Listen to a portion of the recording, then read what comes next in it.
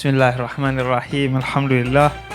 Wassalatu wassalamu ala Rasulillah Muhammad ibn Abdillah wa ala alihi wa sahbihi wa man walah amma ba'du. Assalamualaikum warahmatullahi wabarakatuh.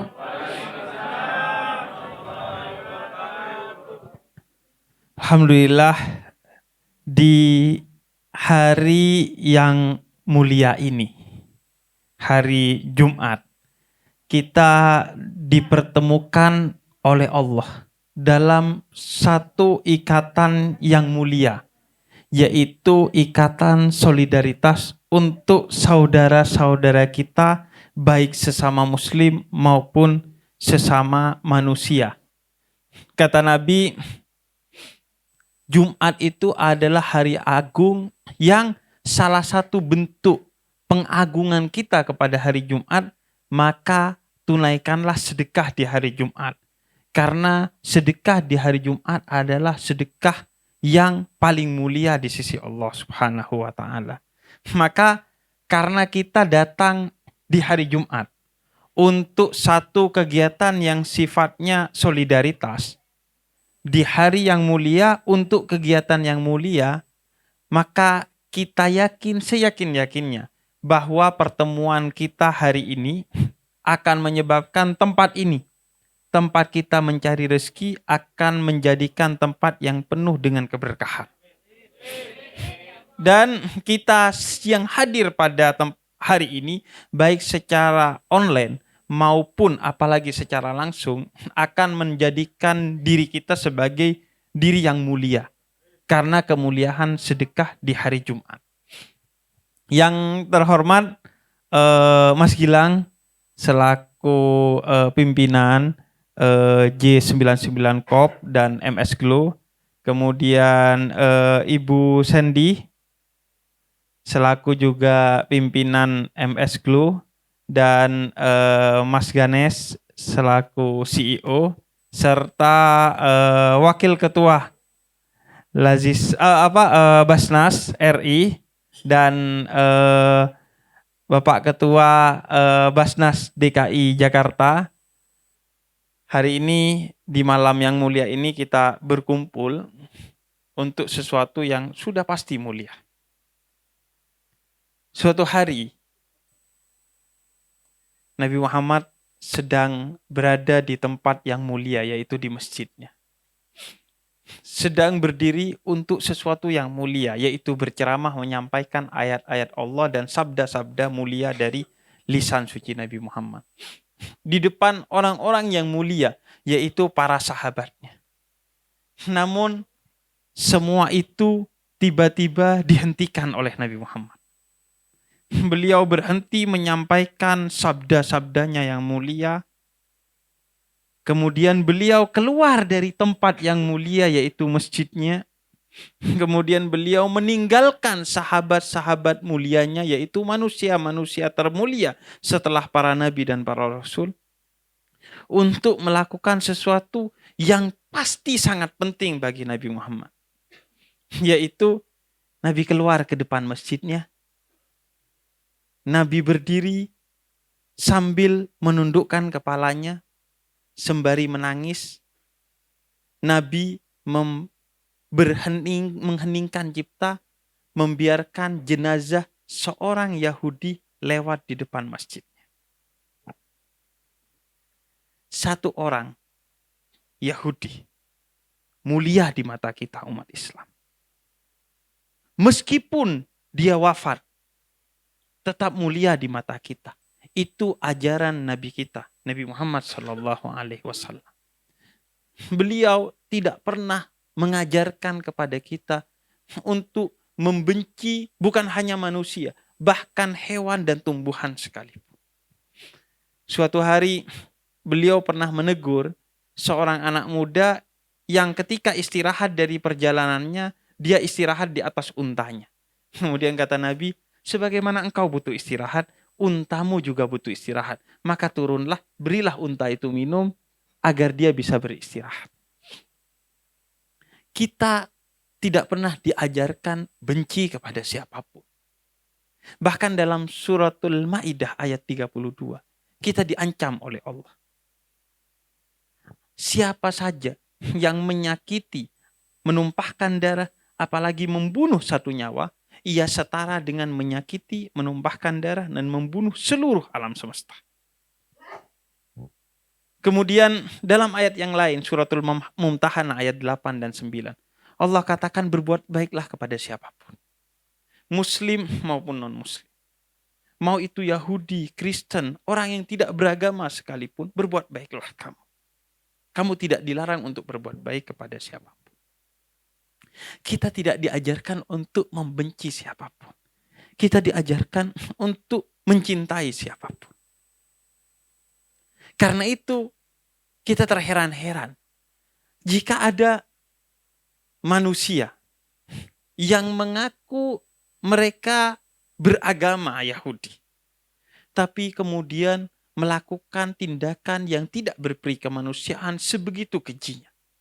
Padahal kita diajarkan untuk menghormati mereka oleh Nabi kita.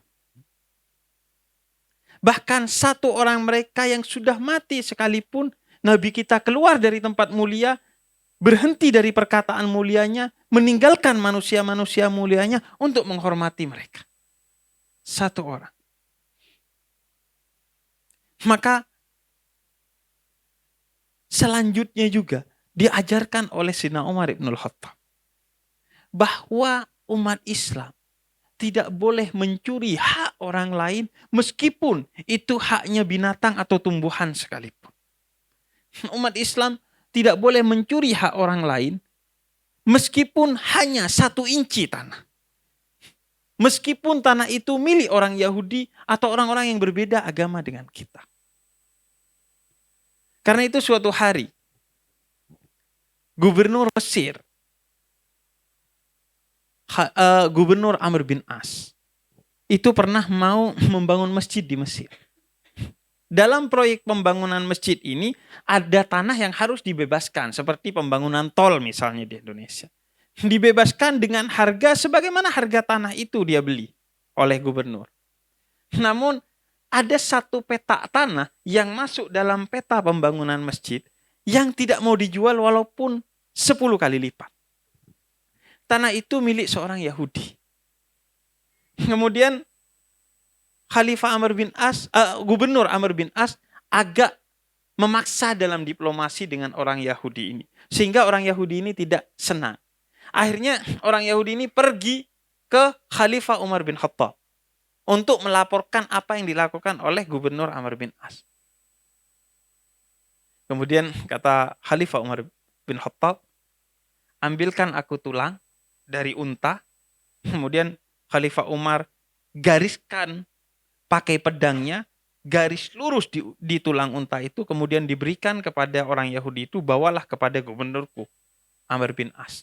Kemudian ketika diberikan kepada Gubernur Amr bin As, Gubernur Amr bin As mengurungkan rencana pembangunan masjid di atas tanah milik orang Yahudi itu. Orang Yahudi itu heran, kok bisa? Kemudian kata Gubernur Amr bin As, ya, karena dengan tulang yang pedang ini, Khalifah kami mengajak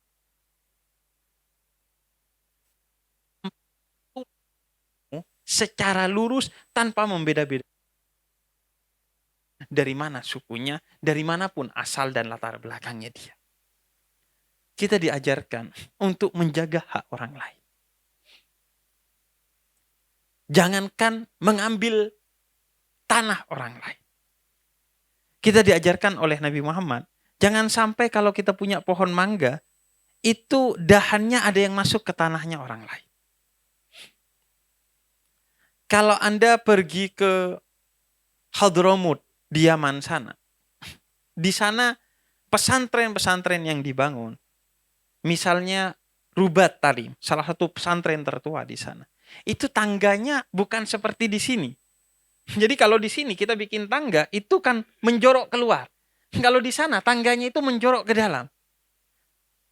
Mengapa?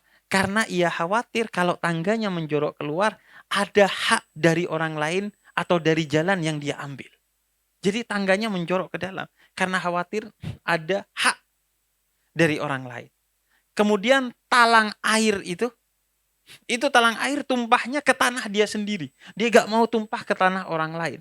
Karena menjaga hak atas tanah orang lain. Karena menjaga hak orang lain. Kita diajarkan itu. Nabi Muhammad mengajarkan kepada kita, iman itu ada 60-70 cabang. Cabang pertama adalah la ilaha illallah Muhammadur Rasulullah. Syahadat. Dan cabang terakhir adalah kamu memindahkan duri di tengah jalan ke pinggir jalan. Memberi jalan kepada orang lain adalah salah satu cabang dari keimanan.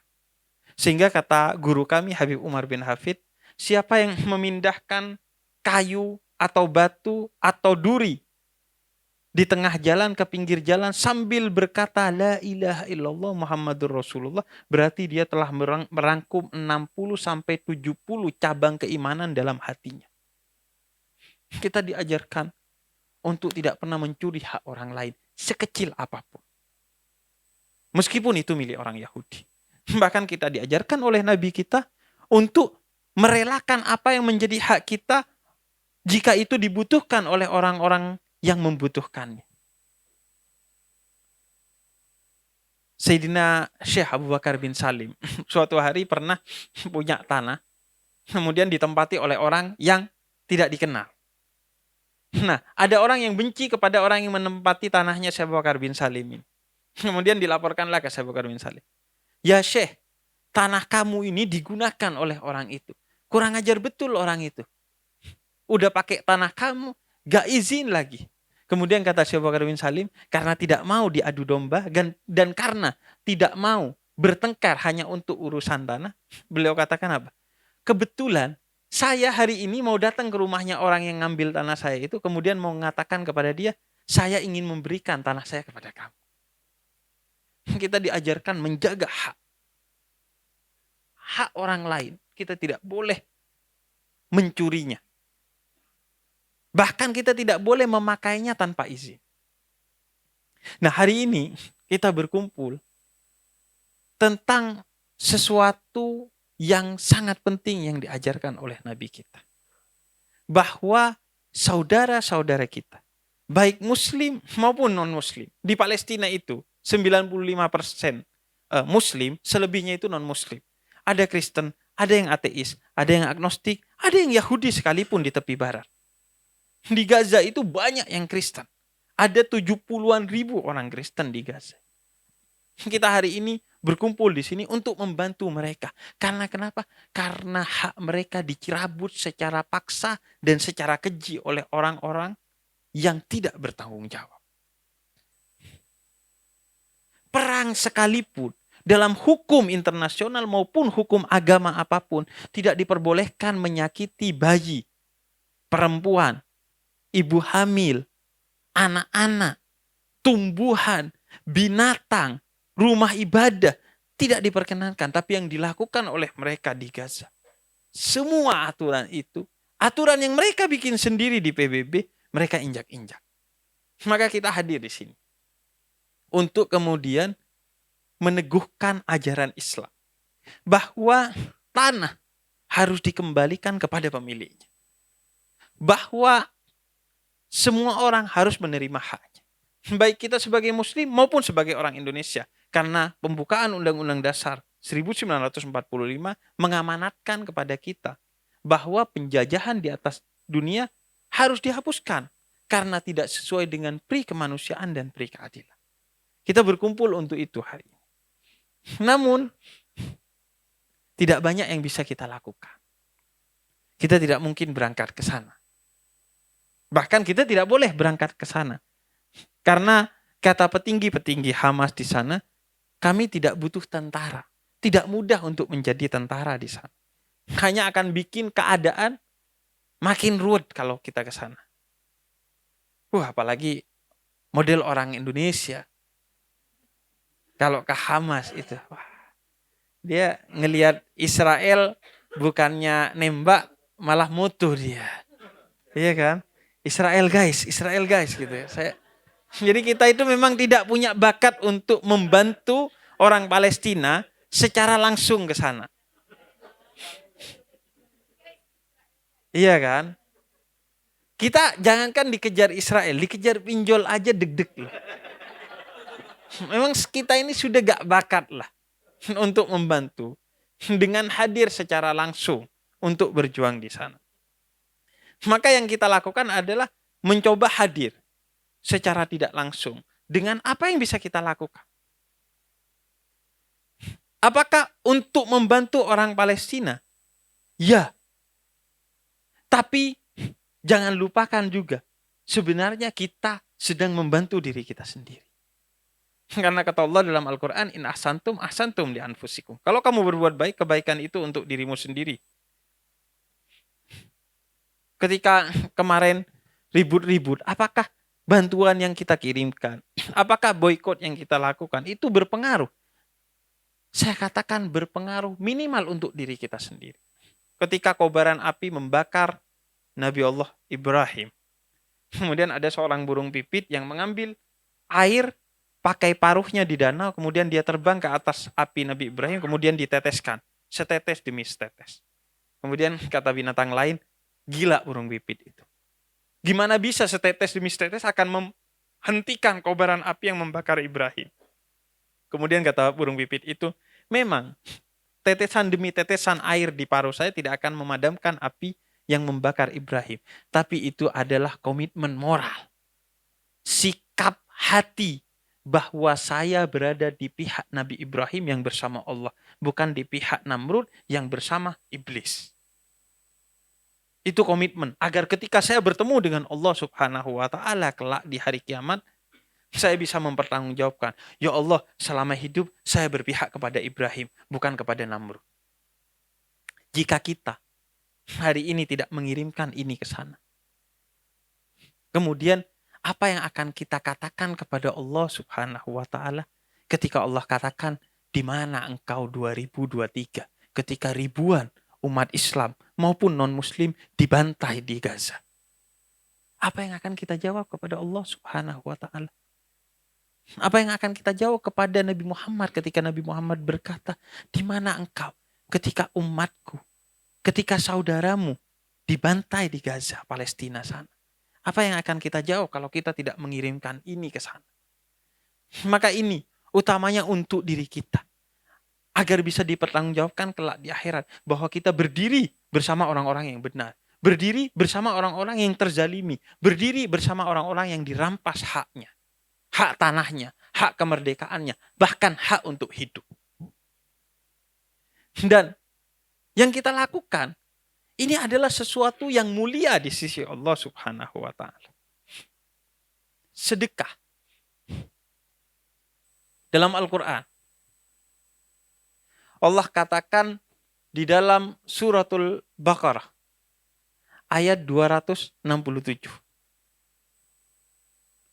Bahwa dalam suratul Munafikun ayat ke-10 Allah katakan, seandainya orang-orang yang berada di kuburan itu kemudian diberi waktu untuk hidup lagi walaupun sedetik, apa yang mereka lakukan kata Allah?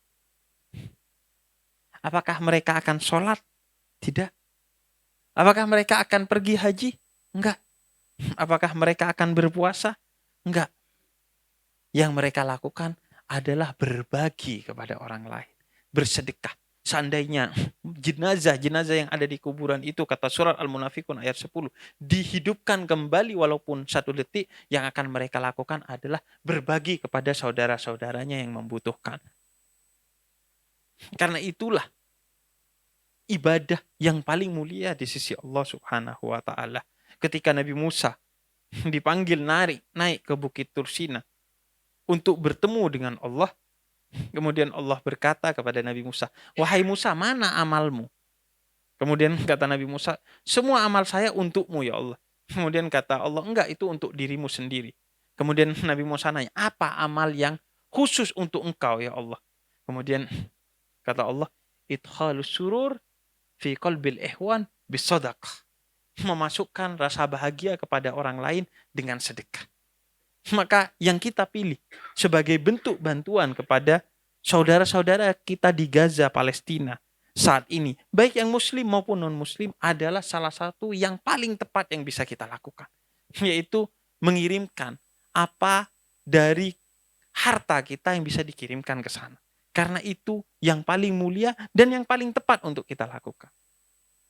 Dan sudah tepat kita mengirimkannya melalui lembaga resmi milik negara. Karena sedekah itu metodenya dua. Pertama, kepada orang-orang yang terdekat kepada kita.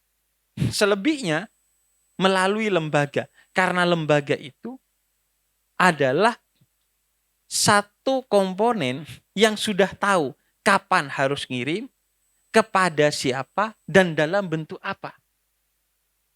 Maka apa yang kita lakukan? J99 Corp dan MS Glo melalui Basnas Republik Indonesia ini sesuatu yang tepat. Kalau kita ngirim sendiri, mau ngirim lewat mana? Kita nggak tahu. Emang bisa transfer ke sana? Kan enggak kan? Emang bisa pakai Western Union? Kan enggak juga. Kadang orang mau memberi aja, itu belum tentu Allah mau. Maka ketika hari ini kita mengeluarkan harta kita, hingga kemudian ada Basnas Republik Indonesia, yang kemudian dibantu oleh lembaga-lembaga yang ada di Mesir yang telah tadi disebutkan, untuk menyampaikan di waktu yang tepat, dalam bentuk yang tepat kepada orang-orang yang tepat, berarti kita dipilih oleh Allah untuk menjadi orang-orang baik. Karena belum tentu kalau kita punya uang, kita diketuk hatinya oleh Allah untuk mengeluarkannya. Kalaupun diketuk hatinya untuk mengeluarkannya, belum tentu besar. Kalaupun besar, belum tentu bisa tepat sasaran. Maka ini adalah karunia dari Allah untuk siapa? Untuk kita. Maka hari ini orang-orang di Gaza yang sedang membantu kita untuk menjadi orang-orang yang baik. Yaitu bisa membagikan sedekah kepada orang lain. Karena ini akan kembali 700 kali lipat. Kata Al-Quran dalam suratul Baqarah ayat 261. Satu hal yang kamu berikan kepada orang lain seperti satu bibit yang kamu tanam. Akan tumbuh 7 tumbuhan dari sana yang masing-masingnya akan mengeluarkan 100 buah-buahan bagi kamu. Sehingga totalnya 700 kali lipat akan kembali kepada kamu. Maka yang kita lakukan adalah tepat. Apa yang sudah bisa kita lakukan? Memberikan donasi, dana kepada mereka. Karena Allah berkata dalam suratul A'raf ayat 179, manusia yang sejati itu adalah manusia yang berperi kemanusiaan. Kalau dia tidak berperi kemanusiaan, maka dia binatang, bahkan lebih buruk lagi. Balhum adhal, kata Al-Quran. Mereka lebih buruk dari binatang. Ketika ada wanita disakiti, kamu tidak menangis. Ketika ada anak-anak disakiti, kamu tidak membantu, berarti kamu binatang, bahkan lebih buruk lagi, kata Al-Quran. Karena itu adalah ayat-ayat Allah. Tanda-tanda keberadaan Allah yang harus kamu berempati kepada mereka. Maka hari ini kita tahu J99 Corp, MS Glo, dan seluruh mitranya, baik yang hadir di sini ataupun yang hadir secara online maupun yang tidak hadir, bahwa minimal kita tahu harta kita hari ini adalah 1 miliar rupiah. Karena itulah harta kita. Kata Sayyidina Ali bin Abi Thalib, hartamu adalah apa yang kamu keluarkan kepada orang lain. Apa yang ada di ATM-nya Mas Gilang dan Mbak Sandy hari ini, itu bukan harta dia. Kenapa? Karena kata Sayyidina Ali, kalau dimakan dari apa yang ada di ATM-nya, dia akan menjadi kotoran. Kalau disimpan hingga wafat, dia akan jadi warisan yang tidak akan berpengaruh bagi Mas Gilang dan Mbak Sandy. Maka harta, kalau kita bicara valuasinya MS Glo dan J99, hari ini paling tidak yang saya ketahui adalah 1 miliar ini. Bukan apa yang ada di ATM-nya para pendirinya atau pimpinannya. Maka kemudian kata Sayyidina Ali bin Abi Thalib, kamu ingin tahu, kamu itu orang duniawi atau orang ukhrawi? Kamu itu ahli surga atau bukan ahli surga? Gampang. Maka lihatlah ketika ada orang yang membutuhkan materi darimu. membutuhkan pertolongan jasa darimu. Kalau kamu senang untuk memberikan jasa ataupun uang, bantuan kepada mereka, berarti kamu orang akhirat. Berarti kamu orang surga. Tapi kalau ada orang yang membutuhkan jasamu atau uangmu, tapi kamu kecewa, sedih, bahkan menghindar, berarti kamu manusia duniawi dan kamu bukan tempatnya di surga. Nah, sekarang kita sedang memastikan bahwa kita ini menjadi manusia akhirat yang hidupnya kelak di surga di akhirat. Dengan melakukan ini. Karena kadang kita nih memilih untuk menjadi bukan ahli surga dan manusia duniawi. Contohnya apa? Pas ada pengemis tuh. Wah, kita di kampung dulu gitu. Kalau hari Jumat, pintu rumah ditutup biar tidak ada pengemis masuk. Nah, ini manusia duniawi nih. Ada pengemis, jawabnya apa? Duh, ada pengemis lagi. Ada orang minta-minta, aduh, ada orang minta-minta. Padahal bukan sifat yang dikehendaki oleh Allah kepada kita itu. Allah itu sifatnya, makin diminta banyak, makin senang. Kita makin diminta banyak, makin sumpah. Iya. Ada satu orang datang kepada saya. Bib, saya punya teman yang datang kalau ada butuhnya doang. Gimana ya sikap saya seharusnya? Kata saya, ya elah, kayak lo gak gitu aja sama Allah. Iya kan? Kita datang ke Allah kalau ada butuhnya doang. Pas seneng, lupa. Pas gerimis, kita ingat mantan tuh. Pas jeger baru tuh ingat Allah tuh. Astagfirullahaladzim gitu ya. Pas petir tuh kan, iya. Kita itu kalau senang, suka lupa Allah. Kalau susah, kalau butuh, baru ingat Allah. Maka berbahagialah orang yang ketika ada orang yang butuh, dia yang didatangi pertama kali oleh orang itu. Karena artinya Allah mengutus orang itu kepada kamu untuk kamu mendapatkan kesempatan menjadi hamba yang berakhlak seperti akhlaknya Allah Subhanahu wa Ta'ala. Karena itu kita senang hari ini. Kita dipilih oleh Allah untuk mendapatkan kemuliaan ini. Dan inilah keluarga yang sejati. Kita semua nih yang ngumpul di sini maupun di online maupun yang sudah menyumbang tapi tidak hadir. Inilah keluarga. Jangan bekerja di tempat yang tidak memberimu rezeki tapi hanya memberimu gaji. Gaji itu tidak mesti rezeki dan rezeki tidak mesti berbentuk gaji. Gaji itu banyaknya belum tentu membahagiakan. Apalagi sedikitnya sudah pasti tidak membahagiakan. Iya kan? Gaji itu banyaknya belum tentu membahagiakan. Orang walaupun kaya raya belum tentu hidupnya bahagia. Apalagi sedikitnya. Tapi kalau rezeki, sedikitnya membahagiakan. Apalagi banyaknya. Ada orang dapat rezeki setiap hari. Sebagai petani, dia seneng sama istrinya, sama anaknya. Tiap hari ketawa, dilihat sama raja. Wah, kok dia bisa seneng ya? Padahal duitnya cuma segitu-gitu doang. Akhirnya kata penasihatnya, mau saya ubah pemandangan itu raja. Gimana caranya? Lihat aja besok. Besoknya raja lihat orang itu petani sama anak dan istrinya kelihatan udah sumpek. Loh, kok bisa kata raja. Kamu kasih apa? Saya kasih dia duit raja.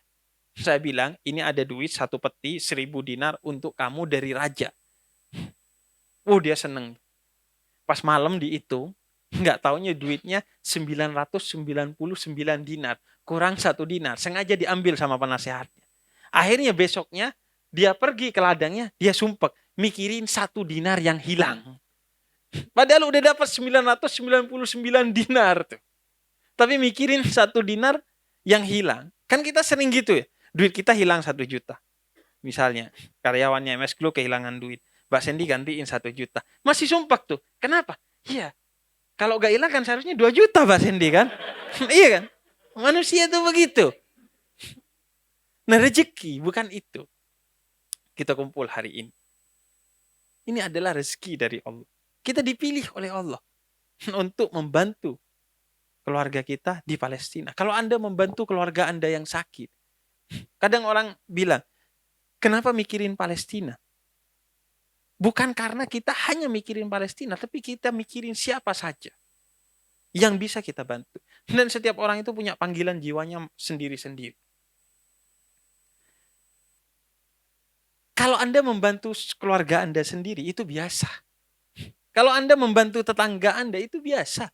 Kalau Anda membantu sesama orang Indonesia, itu masih sesuatu yang biasa saja. Tapi Anda membantu orang yang Anda bahkan tidak kenal. Anda gak pernah ketemu. Bahkan sebagian mereka tidak satu agama dengan kita. Tapi Anda dengan tulus membantu. Maka ini kemuliaan. Maka tidak mungkin orang diketuk hatinya seperti itu, dikeluarkan uangnya seperti itu dari kantongnya, kecuali orang itu dipilih oleh Allah untuk menjadi orang-orang yang mulia. Maka hari ini kita duduk, insya Allah sebagai orang-orang yang mulia. Orang-orang yang diketuk hatinya oleh Allah untuk membantu saudara-saudaranya dimanapun mereka berada. Khususnya di Gaza, Palestina yang sedang menderita hari ini. Maka kita akan berdoa bersama-sama. Semoga Allah menjadikan apa yang dikeluarkan oleh kita hari ini akan dikembalikan kepada kita berupa kemuliaan. Bagi diri kita, pasangan kita, anak kita, keluarga kita, bangsa kita, dan semua orang yang kita mencintai mereka dan mereka mencintai kita. Termasuk orang-orang yang mereka membenci kita dan kita tidak ada sedikit pun kebencian kepada mereka. Semoga apa yang kita keluarkan ini akan menjadi ladang amal ibadah yang akan kita petik buahnya di akhirat kelak. Mengantarkan kita ke surganya Allah bersama orang-orang yang kita cintai. Semoga apa yang kita donasikan hari ini ikhlas keluar dari hati kita yang penuh dengan ketulusan. Semoga apa yang kita keluarkan hari ini sampai sebagai sesuatu yang menggembirakan bagi saudara-saudara kita di Gaza, Palestina sana. Baik yang muslim maupun yang non-muslim.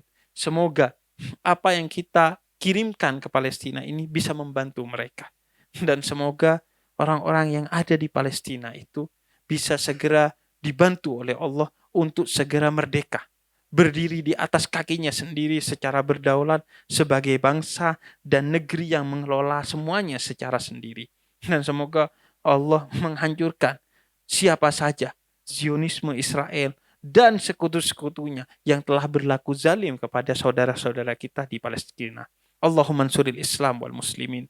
Allahumma ansuril Islam wal muslimin. Allahumma ansuril Islam wal muslimin khususan fi Palestin, khususan fi Gaza. Allahumma ansuril Islam wal muslimin. Wa sallallahu ala sayyidina Muhammadin wa ala alihi wa sahbihi wa sallam. Walhamdulillahi rabbil alamin. Wassalamualaikum warahmatullahi wabarakatuh.